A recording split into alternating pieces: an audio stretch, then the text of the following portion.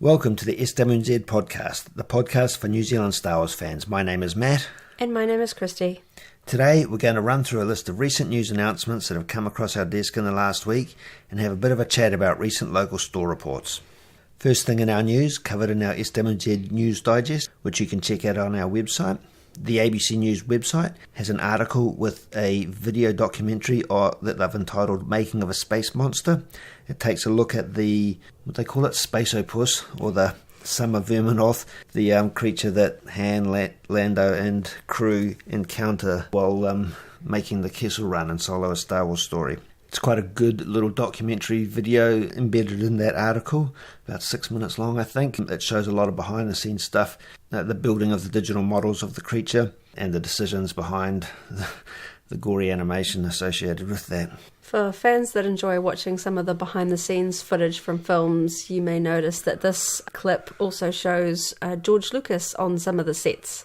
It's always fun to see him, particularly involving the Millennium Falcon, connecting to A New Hope. That was quite an interesting little sideline. He was there present at the same time as Ron Howard. Something interesting that showed up in the past week and was spread pretty widely around the internet at the time. We've linked to it in the SWNZ Digest.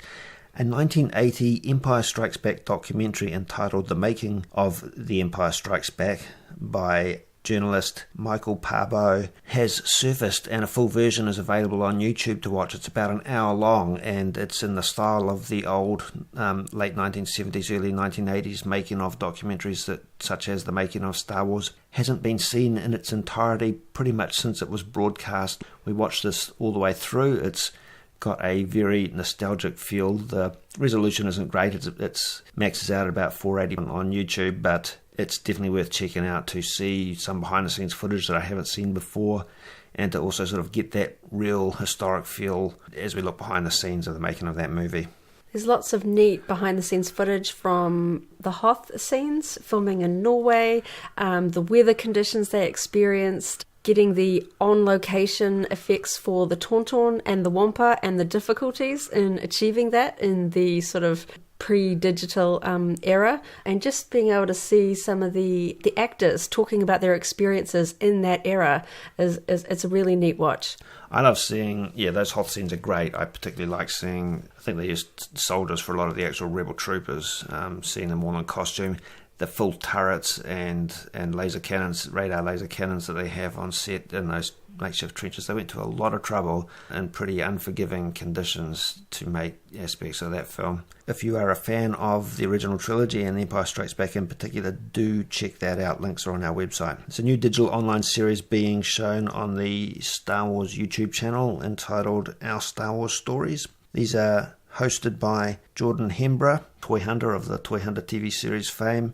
He is teamed up with Lucasfilm to shine a spotlight on fans around the US. The first episode is screened. It features conversations with Albin Johnson, who started the 501st Legion Costuming Club. Jordan talks to Albin for about 12 minutes in this documentary, and they have a chat about the making of the 501st and Albin's personal story, talking about his daughter who sadly passed away some time ago now, and R2KT and the connection between that and the 501st and the movies. And if you're not familiar with that story, it's told well and it's worth checking out. We've both been in the 501st costuming community and the wider Star Wars costuming community for many years, and it's neat to see how these groups come to being, fans finding each other in the relatively pre-internet era, finding fellow Star Wars costuming fans that had Stormtrooper armor in the late 90s and connecting together and slowly coming together to form a costuming organization. It's a neat story, and he's got some personal photos to share of him wearing his Stormtrooper armor by himself at events because in the late 90s, because he hadn't found anyone else that shared his hobby, and then seeing the photos as the 501st Legion grew at each successive convention, leading through to the massive parade that they did in 2007, and of course his very touching story about his daughter and the creation of R2KT, who was actually included in both the Clone Wars animated series and had some little cameo appearances in The Force Awakens. So it's a really neat video to check out if you're a fan of Star Wars costuming or just interested in fan stories in general. It's a well done documentary. It's very easy to watch. It's obviously has a strong emotional element to it, but it is going to be interesting as they pan it. I think they're going to do about a half a dozen of them. I think this is probably the longest one. I think the other ones are slated to be a little less than 10 minutes long, but it will be interesting to see what other aspects of the fandom they cover. We'll be keeping an eye out on those. They come out weekly on Tuesdays US time, so about Wednesdays New Zealand time. We'll probably talk about the next one at our next podcast. Next news item in the SWNZ News Digest, there is a preview of the upcoming art book Star Wars Women of the Galaxy on StarWars.com. This is an art book due out at the end of this month. It features over 100 striking illustrations by 18 different artists covering 75 female Star Wars characters. This is a really neat collection of art. Most art books are themed around a film or a particular era. This one spans everything. It's got animated characters through to film characters, and it's a really neat celebration of all these female Star Wars characters by some really talented artists. I am definitely keen to check this out in person. The preview images are really pretty. So there's a gallery of 5 or 6 large images on StarWars.com.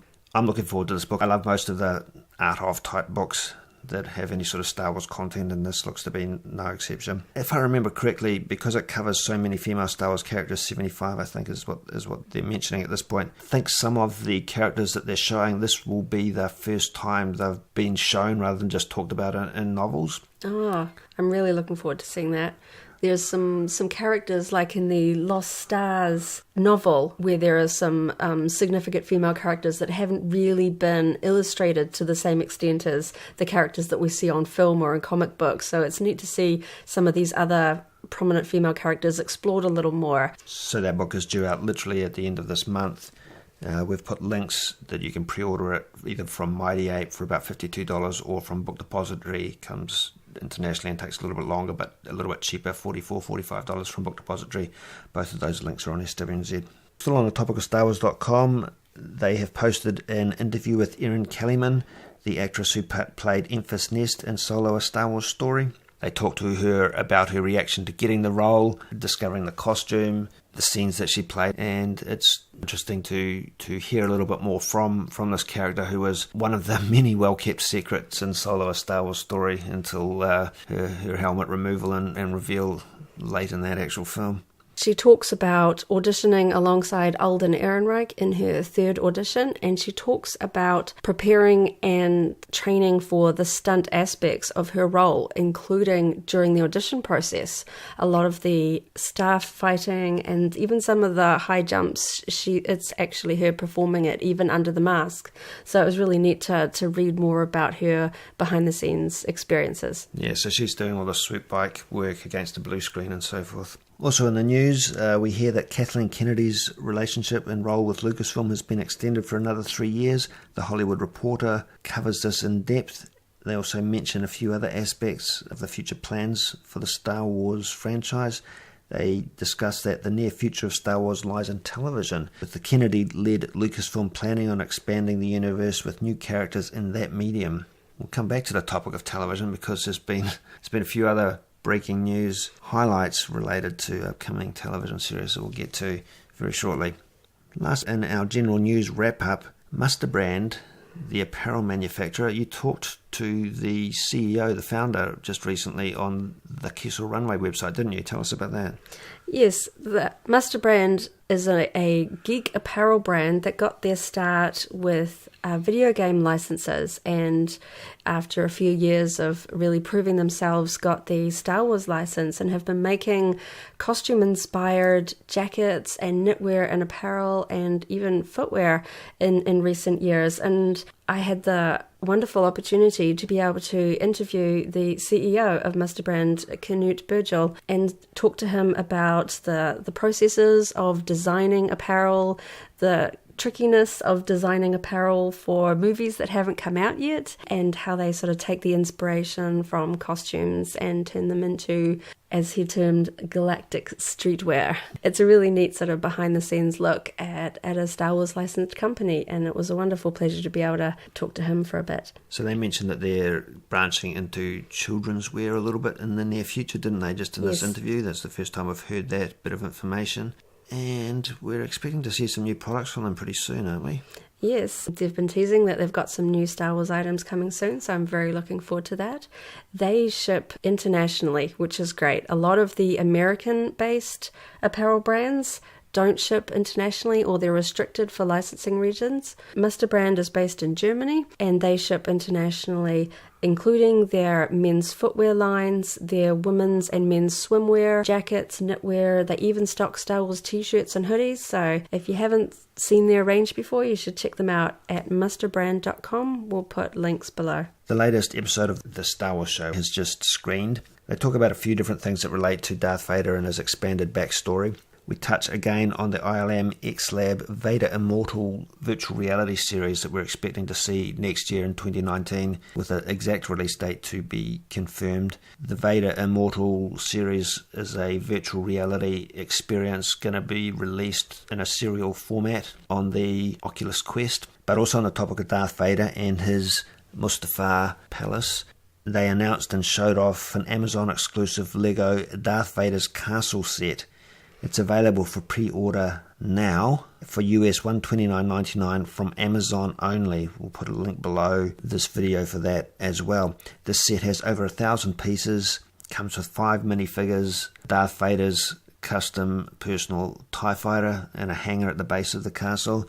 It's a multi-storied playset that really lets you recreate the scenes that you've seen in Rogue One. It shows some of the rooms that we see in Rogue One, like the chamber with his Bacta tank and sort of a landing pad, but it's kind of almost like a little sort of Sith Lord stronghold. It's Darth Vader's house, in a sense, which is quite neat. It comes with different Darth Vader minifigs. One of them is even his Bacta tank version, where he's not wearing armour. It's going to be quite a sought-after set, being so restricted with its limited availability. No word yet if Amazon will ship this internationally, but keen Lego collectors in New Zealand should be able to source this from Amazon via mail forwarding services like NZ Post's UShop or a US mail-based system like MyUS. The set is number 75251. It's quite interesting that doing a bit of a focus on Darth Vader's castle at this point in time with both the ILM X-Lab project and this Lego set. There's also coming out around the time of Halloween from IDW Publishing the Tales from Vader's Castle comic series. This is 5 issues released weekly, so over a short span, and then they'll be collected in a trade paperback aimed at a slightly younger audience that are set in the proximity of Darth Vader's castle on Mustafar, but telling a number of different stories from around the Star Wars universe. Okay, so we covered quite a bit of news in the SWNZ Digest when that was published on Wednesday New Zealand time, but there's actually been a couple of breaking news items that have hit the internet since that time would really think are worth touching on. The New York Comic Con starts Friday New Zealand time, and the schedule for that for all Star Wars related events has been published online. It's worth taking a quick look at that because it spans all the way from Friday through to our Monday, and the schedule lets us know what sort of information we'll be seeing coming online and in what order. So first up on Friday there will be more discussion about that Star Wars Woman of the Galaxy art book we just mentioned, which will have the author and a few of the artists participating on the panel. On Saturday, there's going to be a panel related to the Our Star Wars Stories YouTube series that we were just talking about as well. Also on Saturday, a preview reveal, not sure exactly what that's going to entail, from Hasbro, but Hasbro and their product reveals are always extremely popular at Comic Cons and toy fairs, so we look forward to seeing what comes out of that. Moving on to Sunday, Disney Lucasfilm presents a celebration of female writers in a galaxy far, far away. And on Monday, New Zealand time, quite early, at a time that equates to 6:15 a.m. on Monday, Hasbro will be doing their full product panel. Okay, and last but not least in the breaking news, the Jon Favreau live-action television series that we've heard about, but not a lot of detail has been revealed just yet, got quite a big boost today when Jon Favreau posted both on Instagram and his Facebook page a simple yellow text on black background, very brief synopsis of the TV series that was accompanied with what appeared to be a title for that series. So We believe it's going to be called The Mandalorian, and the text he posted reads like this. After the stories of Jango and Boba Fett, another warrior emerges in the Star Wars universe. The Mandalorian is set after the fall of the Empire and before the emergence of the First Order. We follow the travails of a lone gunfighter in the outer reaches of the galaxy, far from the authority of the New Republic. ... To be continued. I think this is an exciting time. I love the point in time when we're building up to a new television series or movie where we just start to get new information. Obviously this isn't visual or pictorial, but it does give us a definite tease. And so this period of anticipation is a lot of fun. I look forward to actually seeing the new characters, new costumes, new sets. But I also hope that even though that brief summary is fairly sparse on detail and fairly open in terms of the way it can be interpreted and executed, I'm hoping that this series does still have a strong tie back to the Star Wars universe, that we see recognisable elements in terms of costumes and just background and feel. This Instagram post does confirm a few fan speculations, or the rumour mills, as the director Jon Favreau, as fans of the Clone Wars will know, he voiced a prominent Mandalorian character called Pre Vizsla in the series. So fans wondered whether he would take that sort of inspiration and do something with a Mandalorian theme. So this post certainly seems to confirm that. It's interesting to note that no gender is specified. They only refer to the Mandalorian, so this could be a man or a woman. And it's interesting to see that they don't say bounty hunter specifically, like we've come to sort of assume with the connection to Jango and Boba Fett. So it'll be interesting to see how they play this. Is this going to be slightly more of a sort of fringe element? Is it going to be a true bounty hunter? Are they going to work with the remnants of the Empire like we see Boba Fett decades before? Are we going to see possibly familiar locations like Tatooine, or are they going to try and stick to new places? All very open-ended at this point. They could go in many, many different directions. I can't wait till we start getting the first sort of imagery, you know, officially released images and things like that, and getting a little bit more information. That's when the excitement, I think, really starts to ramp up, when you start to visualize what these characters are going to look like and actually see the environments that they're going to be in, and seeing, we haven't seen a Star Wars live action series before. This is going to be the first taste of like what sort of production quality it's going to have, whether it's going to compete at a level with the special effects and costumes of landmark series like Game of Thrones. So it's going to be really neat to watch this as it progresses. So Ron Howard started quite a good trend of releasing information and behind-the-scenes photographs and visual information through his social media. I'd really be quite keen and happy if Disney and Jon Favreau did that with a slightly more frequent tempo. I remember back to the olden days of StarWars.com hyperspace and the way that they released lots of teaser images around the time of the prequel trilogy. For fans that would remember, and for those that perhaps didn't, in the lead up, especially to episode 3, they released a behind the scenes picture once a week, and sort of a very short caption, but basically gave no information about what was in the picture. They did things like weapons and helmets or background extras, and you had no idea about how prominent this character was, anything about them, name or storyline and stuff like that. And it was vague enough so that you weren't getting spoiled for story or characters, but still tangible enough that it felt like you were getting sort of this drip feed of information that kind of kept the anticipation. And if you certainly hung out in the hyperspace sort of section of StarWars.com in that era, they even had a webcam that was live streaming in little still shots that would update every couple of seconds. It wasn't true video, but they would have these webcams on the episode 3 sets. So if you're watching at a certain time, you'd see certain actors or George Lucas walk by, and it was just this sort of really fun glimpse into the behind the scenes without giving too much away.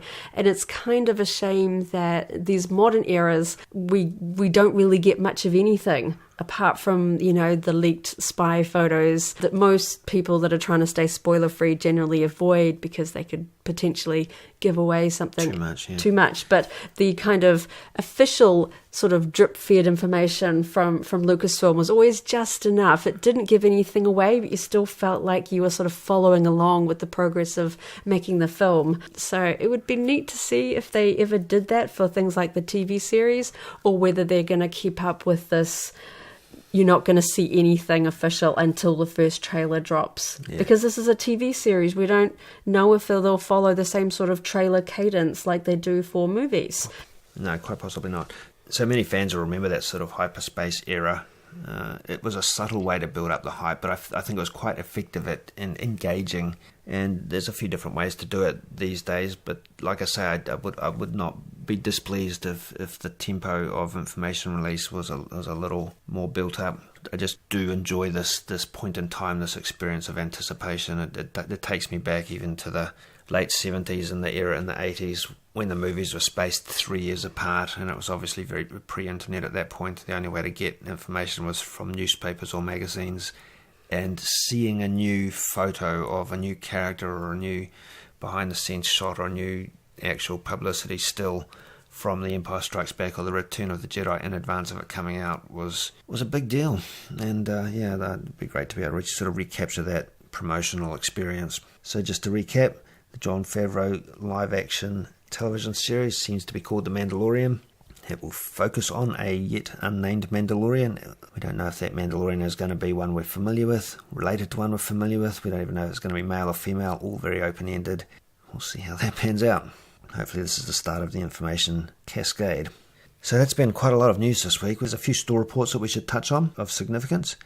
Solo, a Star Wars story, obviously came out on DVD and Blu-ray in the past week. The main retailers that it seems to be available at are Mighty Ape, JB Hi-Fi and The Warehouse. On SWNZ we have put price comparison of all the different versions. There's 4 versions at most of those retailers. JB Hi-Fi has 5 versions because they have a Steelbook edition. You can get a standard DVD, a standard Blu-ray, 3D Blu-ray and UHD Blu-ray for the 4 different versions. But on SWNZ we've got price comparisons between each of those different retailers. There is a small bit of a price spread. It's fairly tightly clustered, and if you choose to go through Mighty Ape you can price match. They will price match against any of the other retailers. One store report that caught a lot of attention both locally and even internationally because it seemed to show up in New Zealand quite promptly compared to international release. The life-size or near life-size Lego Porg, that's set number 75230, is available at the Warehouse now for $94. This is a articulated Porg figure with flapping wings and moving mouth, and it even comes with a little Porg minifigure and a display base and display plaque. Also at the Warehouse, if you're thinking about Christmas already, they have a Star Wars themed Christmas stocking and Christmas hat that has the phrase "Merry Force be with you." These retail for $9 each, so you can stock up early and spread some Star Wars in your Christmas cheer.